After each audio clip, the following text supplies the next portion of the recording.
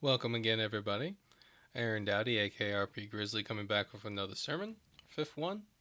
It's a nice sunny day over here in California. Hope you guys are having a great day as well. So, today we're going to be exploring Mathew Chapter 10 because it is one of the more fascinating chapters in the Bible and something that's really close to my heart and what people of these generations are going to have to experience and understand. In it, we see that Jesus sends out his 12 disciples, the original 12, Matthew, Mark, Peter, John, all those. And he tells them not to bring any money, gold, silver, any spare clothes, even. I think they get a walking stick. And they're supposed to go to all the towns of the Israelites, only the Israelites. And that's pretty important at this stage. Though later he talks about Gentiles being brought before kingdom. So we know that we have two stages going on, right? And they're to go and be blessed in houses and bless the houses. And if they're rejected, they're supposed to remove their peace and their blessings, shake out their sandals, which is the equivalent of basically flicking people off, and leave those towns and houses to their fates. And at the bottom, if you don't know this, if you're really new to Christianity, Jesus says, for those places that reject Christ in this situation, it'll be better for Sodom and Gomorrah in the day of judgment. So if you don't know, those are the two towns in the Old Testament that get destroyed by fire for being flaming rapey homosexuals. Uh, there's no other way to put it. If you want to look up the story, it goes all the way back to Abraham and Lot. It's a very fascinating situation. And it comes down to them being burned with fire. So God is literally saying those who reject his word, it'll be better if you were burned by fire from brimstone from heaven. It'd be better if you were Gomorrah or Sodom. And there's some room for interpretation exactly if this is this specific going out that he's sending out the 12 disciples, because we have later situations with Paul where Paul is making tents and making his own money and making an effort to not spend anybody else's money. But in this situation, Jesus is making it clear they're to go out and to be accepted on their word alone and God's word speaking through them. They're supposed to do miracles and they're supposed to preach and they're supposed to make sure the entirety of Israel, and only Israel at this point, hears the word. Now, what's important about that is God is setting up the stages here, right? The Israelites were going to get it first, the lost children of Israel, because they had stuck it out, right? They were the original descendants of Abraham that have that covenant and everything, so they were going to get the good news first, which is only fair, all right? Now, we already have the parts about Gentiles and stuff in this chapter, showing that Jesus is establishing that after the Jews, Gentiles are next. It doesn't make sense if you look at the context that they would take the Peter, John, and all of them before Gentiles and all the rest. Right? If they're only going to Jewish towns and Samaria and all the rest, right? Or they weren't supposed to go to Samaria, right? If they were only going to Jewish towns, they would just maybe take them to synagogues and the locals. Why would they take them to Gentiles? You could see how it's talking about later on what was going to happen. I hate it when I get updates mid-sermon. Sorry about that. Later on, when with Paul's ministry and others like Barnabas and all the rest, right?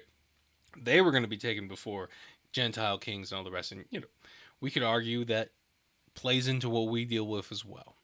And that's how you have this connection. Now, why is this important? Because it establishes the fact that you should take care of your own people first. I know you're going to have a lot of boomers because, boomers at this stage, the boomer churchianity, basically they worship destruction. The world, seriously, the world is destroyed with them in their mind. Everything's about them. So if they're not around, clearly the world must not exist. So they almost worship that destruction now. That it's strange. I remember hearing a story about a certain group of boomers who had these lovely blueberry bushes. If you don't know, blueberry bushes take a lot of time to grow. And group of guys or family wanted the blueberry bushes. They were willing to pay for it. They were willing to dig it all up themselves and transplant them and all the rest. And before the deal goes down, they come back and the blueberry bushes are torn up and ripped up. And they said, oh, they just hired some people to destroy them. Like, what is that? They were gonna they were gonna sell them. They would have made money, but they actually spent money to destroy them. This is the mentality you deal with. So the idea that you should minister to your own tribe before you minister to other tribes, this in particular is going to mess with evangelicals, because evangelicals for the longest time have put missionaries on a pedestal, but only missionaries who go out to the masses of humanity far flung and away in jungles and all this, right? They have this almost Indiana Jones feel in a lot of these circles. As a missionary son, as a son of a missionary who actually did some of that Indiana Jones stuff, not all the time, and he certainly doesn't do that in his retirement. Well, he's not retired, but it's neither here nor there. Let me tell you, most of it's not that. Most of it is, most of it's in Latin America. A lot of it could be pretty rough, but a lot of it, they live in nice towns and stuff, and then they occasionally go out to get their photo ops and take teams and stuff. And I don't trying to degrade. What I'm trying to point out is we have a duty to our own people first. And this makes sense on a lot of different levels, because later on, Jesus Christ describes another situation, arguing against hypocrisy, right? Between brothers in this case, right? I don't want to take things out of context. He says, right, a guy has a plank in his eye, and he sees a speck in his brother's eye. He says, hey, brother, let me take it out of your eye. He says, hypocrite, first take the plank out of your eye. I'm sorry about that beeping. I have no idea what it is and why it's happening. It's really irritating me, but we're going to push through it. It's going to be just one of those sermons. Right. And he says, you hypocrite, first take the plank out of your eye. If your own people aren't properly saved, how can you properly, as a missionary, go to another people and tell them how to be saved? Again, the beeping. My wife's apologizing. I'm using her computer. I don't know how to mute it. It's okay. We're just going to go on because we're on a roll here, and it's God speaking. And you know what? Beeping shouldn't be enough to distract you, though I know it will. So, right. If you and your people are hopelessly lost, how is that going to look to us? Say, like, if you're called to an Islamic land, like you go to an Islamic land, we have this problem now. Missionaries actually have this problem, right? You try to save them, and they look at the American culture, the depravity there, the disgust, all the nonsense, and they go, why would we want that? And, the materialist nonsense Christians are like, oh, but don't you want to be rich? Like, first of all, most of them will point out that they don't get rich, like only their leaders get rich. Like if we go from the Islamic context, who gets rich from the selling of oil? Is it the average everyday like herdsman and farmer? No. It all gets sucked up to the top few percentiles of Islamic guys, and everybody else is pretty much screwed. It's how it happens everywhere in the entire Middle East. So even that falls apart because you don't actually offer them wealth, and wealth doesn't motivate everybody.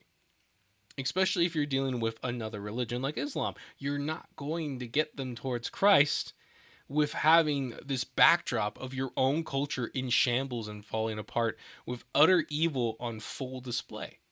Until we deal with our own house, we cannot properly minister to another house. This isn't hard. This isn't a really hard concept. How can we as Americans or as Europeans or whatever ever hope to tell a Chinese person about Jesus and how he can improve your life, and then they look at your culture and they say, well, if Jesus is all these things you say, why is all this happening in your culture? Why is this happening in your backdrop? What's with all this porn if it's bad? Why do you allow it? What's with all this evil stuff going on with if you call abortion evil, why do you allow it? Like you're not going to get to a culture like China, right? Which has this mentality of rules will be followed no matter what. If you say these things are bad and they're not followed in your home country, you're never going to get them. You're never going to get their attention. You're never going to break through because they are very much against anyone breaking rules, which isn't so bad if you can get them on the Christian bandwagon, baby. We got some good rules for them, but you're not going to get them there if we say one thing and do another at our home countries. It's not going to happen. I mean, you might get some headway in places that are like cannibals. You know, there are more depraved places than even us, oddly enough, where more than just the top elite partake in cannibalism, allegedly. So, we come here, we come back to this. The fact that God sends out the 12 to the Israelites first. This is number one, big one. The second part is he sends them out in such a way that they have to be accepted on their word and their message and the signs that God puts on them. By faith, if you will. If you look at it right, poor vagabond comes down, heals some people. That's pretty amazing. But are you going to open your doors to them and let them in your house? I'd say a lot of Christians probably wouldn't. Now, to be fair, I can't believe the beeping, but to be fair, right, we're also living in a situation where there's lots of weirdos out there who could be let in your home. So I'm not suggesting you just let everybody into your home, right? There's a balance to this. But I'm pointing out that the churchianity, the Christianity of the past in America and Europe would have failed this completely. 100% failed. All right? There was a time probably where they wouldn't have, but the boomer generations and all these generations, right? They have become materialistic to the point where if, say, you are a traveling evangelist, there's two minds to it. Either you have to be like destitute or extremely rich. And even then, if you stay destitute, they're going to start looking down on you. Again, I'm sure there's exceptions out there. But if you stay destitute, they'll take that as a sign that God's not blessing you. Right? It's all about the material for them. All about it. And, the newer generations that are coming up aren't about that anymore. We see the mega churches, we see all this crap, we see these huge groups constantly opining about their own efficacy and all the stuff they do for humanity when they drive their Ferraris and weird stuff. Yes, I'm actually calling out some specific groups into their big old office buildings and whatnot, right? The hypocrisy on display is no longer going to be accepted by the next generations. If we want the next generations back in the church, right? First off, we got to end our own hypocrisy. And honestly, looking at it, the only way to do it is just start over, scratch. If you're one of those denominations like Catholics and Coptics who feel like, you can't ever start over, fine, just start over, but do it all but in name, okay? Call it the same Catholic Church. You've gotten around this in the past, okay, Catholic Church? Particularly, you guys have gotten around this in the past. There have been multiple popes at the same time. There's been popes who have had children while they were pope, and not in a good way. There was, way back when, they used to have children before there was just a political rule to stop it, right? But after that, there was, in fact, when they were supposed to be celibate, popes who had children while they were pope. It's the Spanish pope. Don't shoot the messenger, right? You guys can get around this, right? If you really, really want to create a stupid narrative around why it's not a schism, fine. Just do it. You're never going to take the Vatican back like this unless you're willing to go in there with guns blazing. And do you really think anyone's going to let you go in there guns blazing with enough numbers? No, not anytime soon. So, get your new pope. Establish him as the real pope. Go for it. Do it. Coptics, your situation's a little more complicated. You'd have to let me know in the comments. But if you find yourself in a similar situation, like a lot of those priests who periodically call, and I've seen that, call for you to join the Catholic Church, and let's face it, they're not talking about joining with the good old boy Catholic Church I was just talking about, who are dealing with the fact that their Vatican's been taken over by monsters and freaks, right? They want you to join with that Vatican, Vatican II and all the rest, right? If they ever take over enough and you can't stop them, same thing with you. Same thing with you. Okay? Don't let them. Don't let them pull you in. And remember, if your house is part of it, if your house is part of the rejection of God's message, it's going to be better for Sodom and Gomorrah in the end of time. Because, it's part of the reason for that is Sodom and Gomorrah, though horrific and should have known better, and God's existence and creation and whatnot holds testament against them. They still didn't have Jesus' message. They didn't have miracles warning them that going down this path was the wrong way. We have. We have a lot. So it's imperative that we take this seriously. Whew. I'm almost tempted to end it right there, but let's go back through it a little bit. We cannot spread Christianity through hypocrisy. And so we have to first re-Christianize our own people, something that has been grossly neglected by the couple generations past. Right? Let me tell you, as a missionary son in evangelical circles, they looked down on the missionaries, the U.S. missions.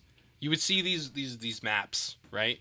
And they would have like Latin America would be covered in pins where all the missionaries that they were supporting were. And this was covered in pins. And like the United States would have like 4 pins. Complete neglect of their own people. Even as it became more secularized and more secularized year after year, complete neglect. We cannot be that way anymore. Our new denominations, our new churches, they're going to pop up and replace these evangelical circles and Baptist circles, all these other circles that have just fallen to decrepancy. We who replace them cannot be that anymore. We have to first go to our own people, and we have to establish Christianity with them. We have to establish a good world and life for them, and then we can look to the other people out there, to the missions again. Just like as Christ set out, first you go to your own people, then you go to the outsider. And that is how it has to be, because as we've established, if your own people are in chaos and not Christian, the first thing a foreigner is going to wonder is, why is that? If this religion is so good, why do the people trying to spread it not follow it? Why should they follow it if you won't follow it? If your people won't follow it, why should their people follow it? And that's the hurdle you got to get around.